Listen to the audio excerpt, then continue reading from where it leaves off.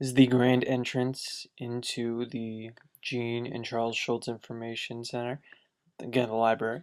So there's a huge clock tower. That's kind of a staple of campus where you can be like, meet me at the clock tower, and everybody knows exactly what you're talking about. And what this does is not leads you into, it doesn't lead you into the bottom level of the library. It takes you right to the middle, oddly enough. But dead center is the art gallery. It's a second out art gallery on campus, and we won't check that out, but we checked it out earlier. It's kind of cool. There's about 10, 15 pieces. It faces the reference desk and things. If you have any questions, the reference desk, they were really nice. They didn't look at right there, but I asked them a bunch of questions before, and they were all about answering them, and they were very excited. A lot of people on staff there.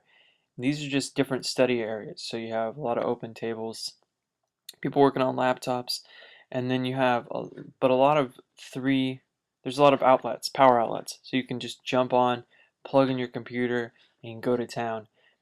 All this is quiet.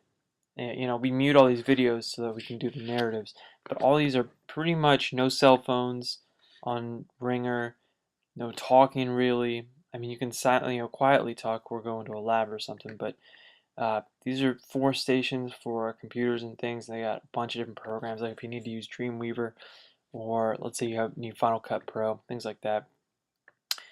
Bunch of offices right here. But then we have like the technology center, and you can jump in here.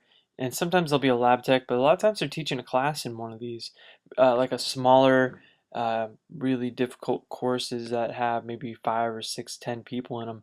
They'll host them here, and so you can get, it's a digital lab, so you can get, let's say you're doing advanced programming or something, then they'll hold it in here.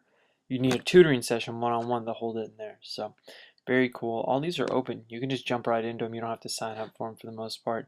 You can just get in where you fit in.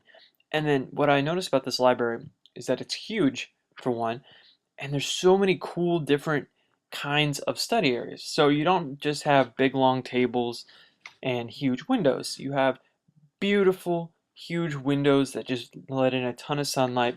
And then like in this one you got like short little tables next to the art, next to the wall, with these great windows.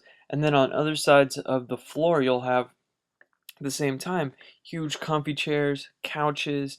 You're gonna have really just padded seats. So it's a really a cool dynamic where they just mix up all the seating and all the study arrangements.